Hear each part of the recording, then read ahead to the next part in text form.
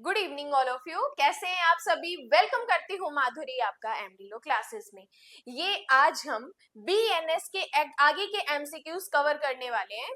देखो ये जो क्लास है ये हमारी क्लास, इससे पहले भी हम बीएनएस के लेक्चर कर चुके हैं और कॉन्स्टिट्यूशन कर चुके हैं, कॉन्ट्रैक्ट कर चुके हैं, एसआरए कर चुके हैं।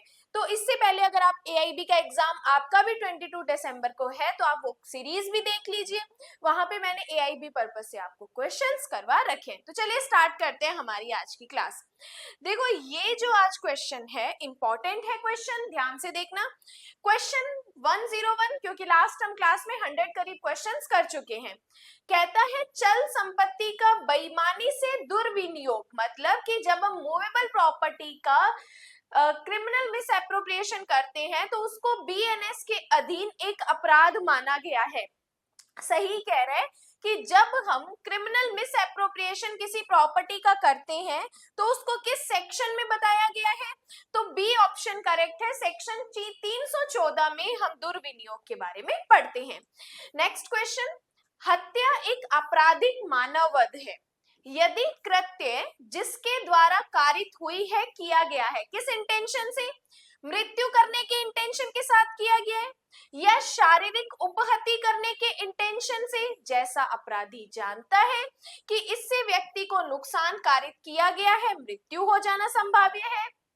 थर्ड, ऐसी शारीरिक उपहति कारित करने के इंटेंशन के बगैर। देखो यहाँ पे क्या कह रहा है, इंटेंशन के बिना। जबकि जब भी हम क्रिमिनल आपराधिक मानववध पढ़ते हैं तो आपराधिक मानववध में जो इंटेंशन होता है वो अपराध करने का होता है, इंटेंशन के साथ कार्य किया जाता है। तो इसका मतलब सी ऑप्शन तो हमारा गलत हो गया। ए और बी दोनों ऑप्शन करेक्ट थे तो इसका मतलब डी ऑप्शन सही हो जाएगा, क्योंकि ये कह रहा है उपरोक्त ए और बी दोनों। तो ए ऑप्शन भी करेक्ट है, बी भी करेक्ट है और इन दोनों का आंसर हमें डी ऑप्शन में एक साथ दे दिया है। नेक्स्ट क्वेश्चन, कि एक व्यक्ति को एक बात पर विश्वास करता हुआ कहा जाता है कब? यदि वह उस बात पर विश्वास करने का पर्याप्त कारण रखता है। एकदम सही है, जब उसके पास एक सफिशिएंट रीजन है किसी बात पर बिलीव करने का तो इसका मतलब विश्वास करने का कारण रखता है। नेक्स्ट, यदि उसने किसी तथ्य को उसके बारे में किसी व्यक्तिगत ज्ञान के बगैर स्वीकार कर लिया है, ये नहीं है तो इसका मतलब ए और बी ये भी गलत हो जाएगा ऑप्शन और ये भी गलत हो जाएगा। तो ए ऑप्शन हमारा करेक्ट है। 103 नंबर क्वेश्चन में ए ऑप्शन हमारा करेक्ट हो जाएगा। नेक्स्ट कहते हैं क्वेश्चन नंबर 104, विधि विरुद्ध जमाव के आवश्यक तत्व हैं। क्या है? जमाव की विरचना करते हुए कम से कम 5 व्यक्तिगण होना, जमाव में शामिल व्यक्ति का सर्वनिष्ठ विधि विरुद्ध उद्देश्य होना, आपराधिक बल का प्रयोग होना, उपरोक्त सभी। तो सारे ही ऑप्शन हमें अनलॉफुल असेंबली में चाहिए होते हैं तो डी ऑप्शन हमारा करेक्ट हो जाएगा। नेक्स्ट क्वेश्चन 105, निम्नलिखित अपहरण और व्यपहरण के मध्य अंतर को परावर्तित करते हैं। अपहरण और व्यपहरण में बीच में क्या डिफरेंस है वो देखना। व्यपहरण जो होता है, किडनैपिंग जो होता है, एक व्यक्ति को विधिपूर्ण संरक्षण से बाहर ले जाने के लिए, किंतु अपहरण नहीं है। सही है, केवल अल्पवयस्क का व्यपहरण किया जा सकेगा किंतु अपहरण किसी भी आयु के संबंध में किया जा सकता है, ये भी सही है। व्यपहरण में एक अल्पवयस्क का उसके गार्जियन की सहमति के बिना विधिपूर्ण संरक्षक से हटा लिया जाता है, अपहरण में शर्त लागू नहीं होती। सारे ही करेक्ट है हमारे। तो व्यपहरण और अपहरण में तीनों तरीके की बातें सही बताई गई है तो डी ऑप्शन हमारा करेक्ट हो जाएगा। नेक्स्ट क्वेश्चन, यदि एक निवास गृह में चोरी कारित की गई है तो उसके लिए कितनी पनिशमेंट मिलेगी? टाइटल और पनिशमेंट पॉइंट ऑफ व्यू से चीजें हमारे लिए वेरी इंपॉर्टेंट है। तो क्वेश्चन नंबर 106 में जब भी घर में से चोरी की जाती है तो 7 साल की पनिशमेंट मिलती है, 7 साल का कारावास प्लस एंड जुर्माना उसमें भुगतना पड़ता है। नेक्स्ट क्वेश्चन, बीएनएस की धारा 18 में प्रयोग किया गया दुर्भाग्य इंगित करता है एक अन्य व्यक्ति को उपपत्ति, लेखक को उपपत्ति, लेखक और एक अन्य दोनों को उपपत्ति, या लेखक को उतनी उपपत्ति जितनी कर्तव्य कृत्य से कृत्य का मतलब होता है कार्य से असंबंध एक अन्य व्यक्ति को होती है। तो क्वेश्चन नंबर 107 में हमारा डी ऑप्शन करेक्ट हो जाएगा। लेखक को उतनी उपहति जितनी उस कार्य से संबंधित होती है। नेक्स्ट क्वेश्चन, दोषपूर्ण नुकसानी से तात्पर्य है। दोषपूर्ण नुकसानी का मतलब है, यहाँ पे ये हमसे पूछ रहा है सदोष हानि, जो रॉन्गफुल तरीके का लॉस होता है उसके बारे में पूछ रहा है कि रॉन्गफुल हानि से क्या तात्पर्य है।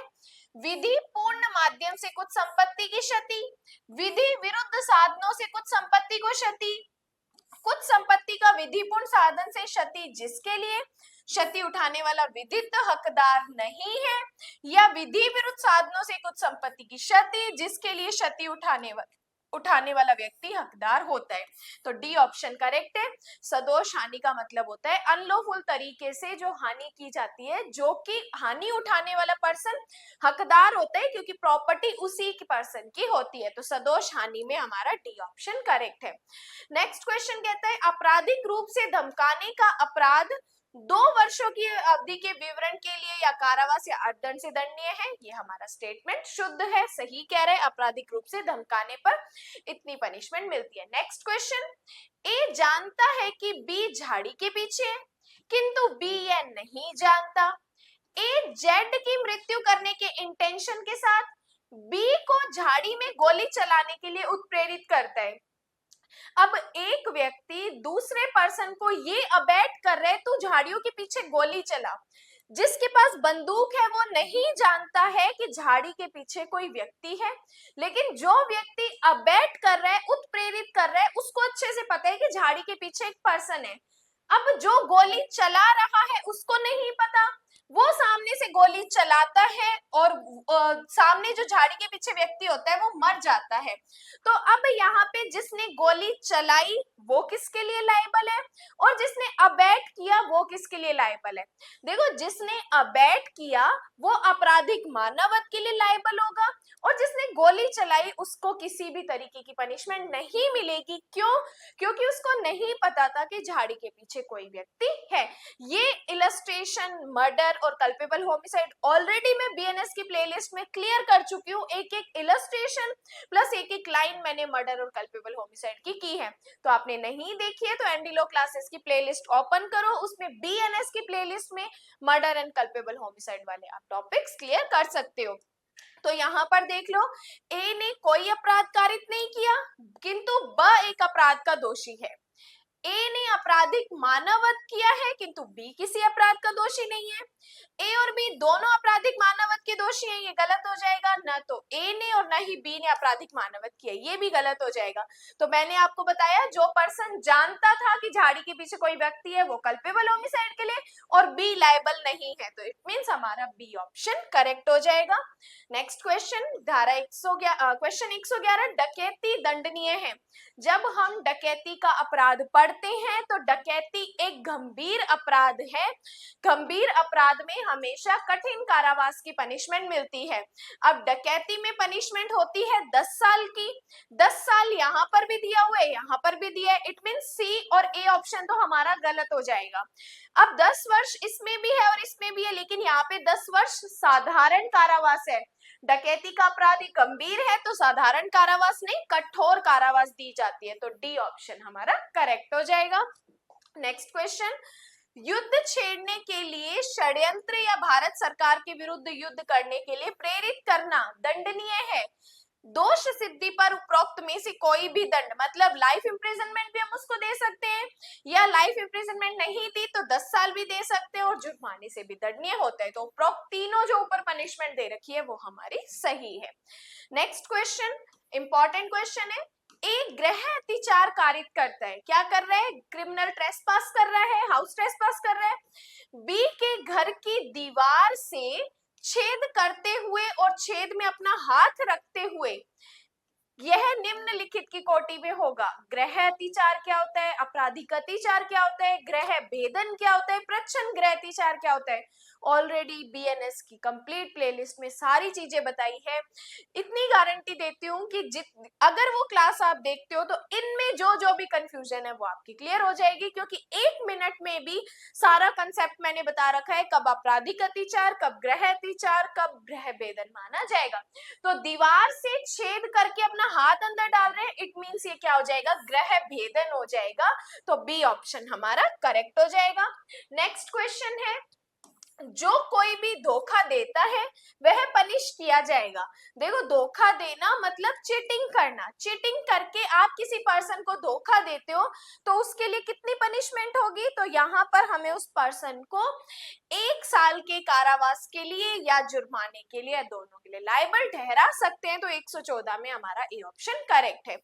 नेक्स्ट, जब कोई व्यक्ति एक व्यक्ति को इंटेंशनली उसे किसी उपहति या भय दिखाते हुए कोई संपत्ति का परिदान करने, मूल्यवान प्रतिभूति देने के लिए बेईमानी से प्रेरित करता है, तो यहाँ पर उसने कौन सा अपराध किया है, चोरी की है, ठग किया है, बलात् ग्रहण किया है या डकैती का अपराध किया है।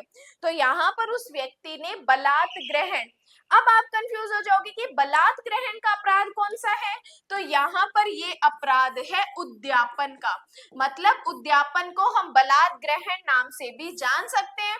तो जब आप किसी पर्सन को डर दिखा के वैल्यूएबल सिक्योरिटी लेते हो तो उसने क्या किया है, उद्यापन का अपराध किया है, तो उसने उद्यापन का अपराध किया है। तो ए ऑप्शन हमारा यहाँ पे करेक्ट हो जाएगा। नेक्स्ट बात करते हैं क्वेश्चन नंबर 116, कूटकरण के कृत्य को गठित करने के लिए, मतलब जब कूटकरण का अपराध किया जाता है तो उसके लिए इन चारों में से क्या चीजें इंपॉर्टेंट है। यह जरूरी नहीं है कि मूल को ठीक उसी तरह प्रस्तुत किया जाए, सही बात कर रहे हैं। यह जरूरी है कि मूल को ठीक उसी तरह अवश्य प्रस्तुत किया जाए, गलत है। आवश्यक, आश्य आवश्यक नहीं है, उपरोक्त और भी। तो इसका मतलब हमारा ए ऑप्शन करेक्ट हो जाएगा कि जब हम कूटकरण करते हैं, कूटकरण का मतलब होता है एक चीज को देख के दूसरी चीज बनानी, लेकिन ये जरूरी नहीं है कि एक चीज को देख के हूबहू वही चीज बनाई जाए। तो ए ऑप्शन हमारा करेक्ट हो जाएगा। नेक्स्ट क्वेश्चन, दंड के कई सिद्धांत हैं जिनमें से कुछ, अब इससे पहले अगर आपने 2 बीएनएस की जो एमसीक्यूज करवा रखे हैं नहीं देखे हैं तो वहां पे मैंने दंड के सिद्धांत के टाइप्स बताए हैं, तो वो चीजें आप देख लेना। ये भी सिद्धांत होता है, निरोध भी होता है, सुधारात्मक भी होता है, तो इसका मतलब डी ऑप्शन करेक्ट है। सारे ही सिद्धांत हमारे लिए इंपॉर्टेंट।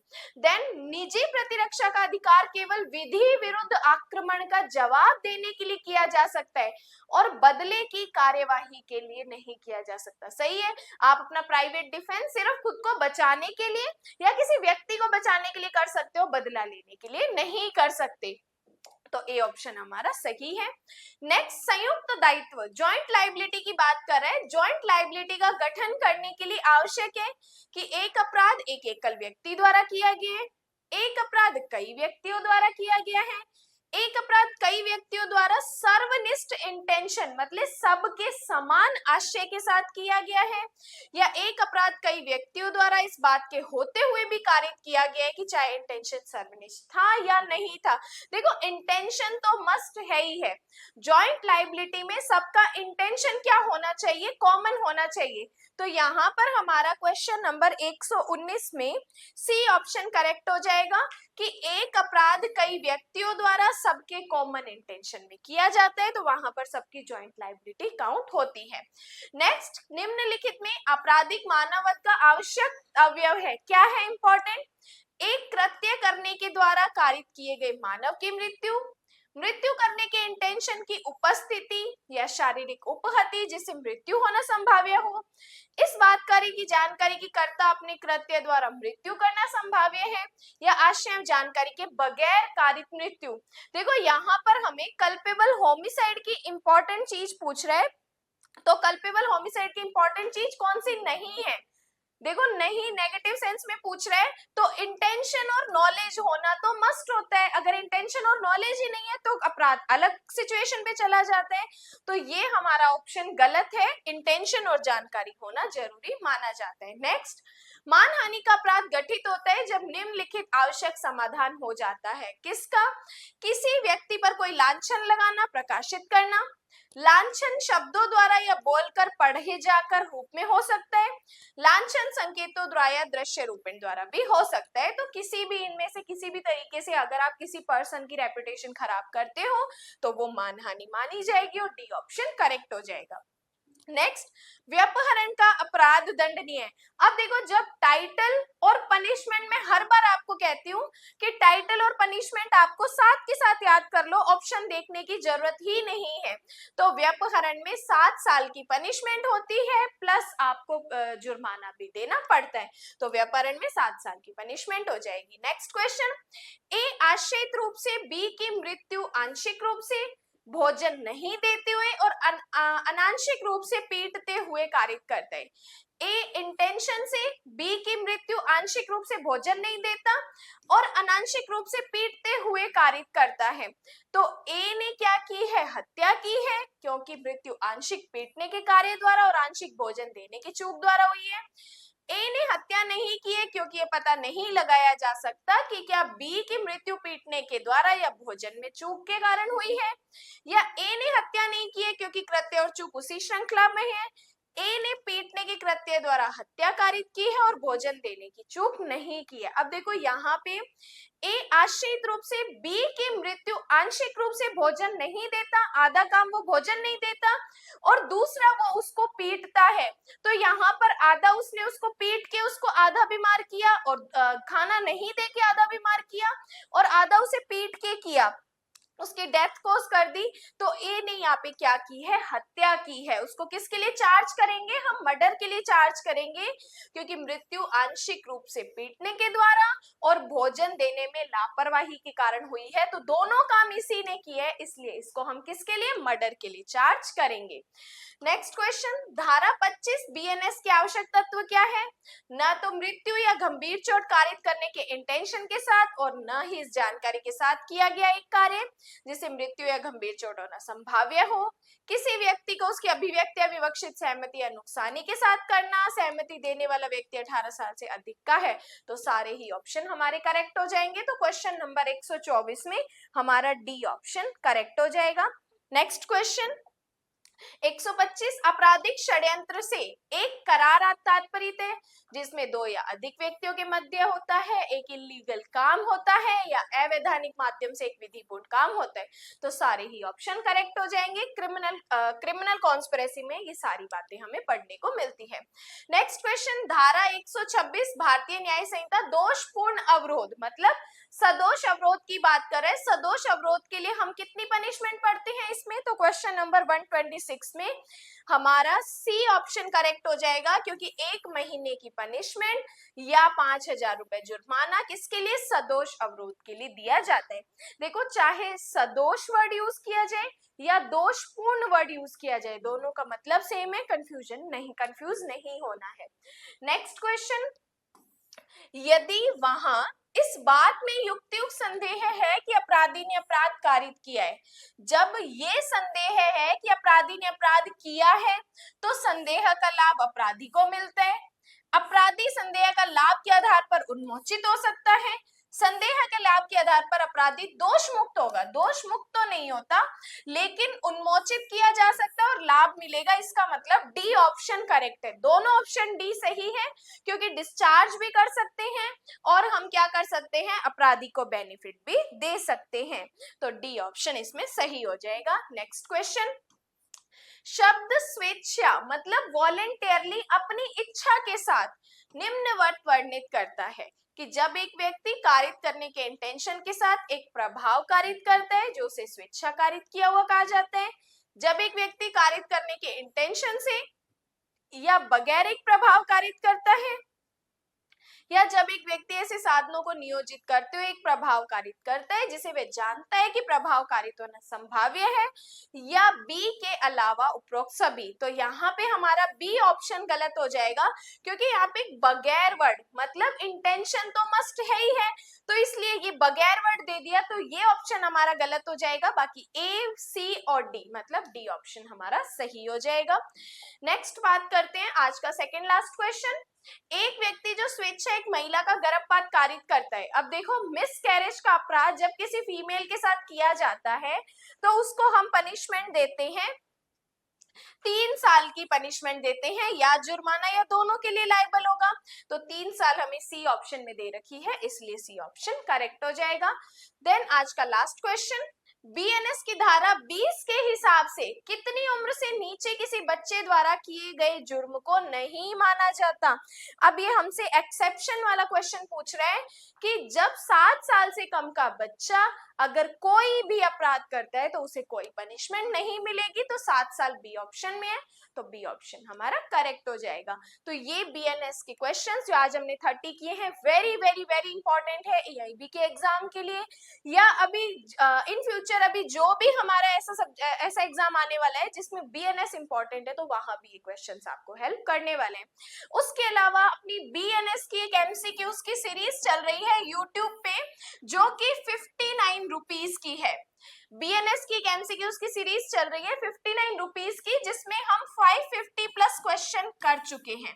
देखो, ये क्वेश्चन यहाँ पे जो मैं आपको करवा रही हूँ, वहां पे अदर देन आपको थोड़े से high level judiciary point of view तक के क्वेश्चंस मिलेंगे, जहां पे हम 550 क्वेश्चन कर चुके हैं और जहां पे हम 1000 प्लस बीएनएस के क्वेश्चंस करने वाले हैं। प्लस इसमें हम बीएनएसएस के भी क्वेश्चंस करने वाले हैं और बीएसए के भी क्वेश्चन करेंगे।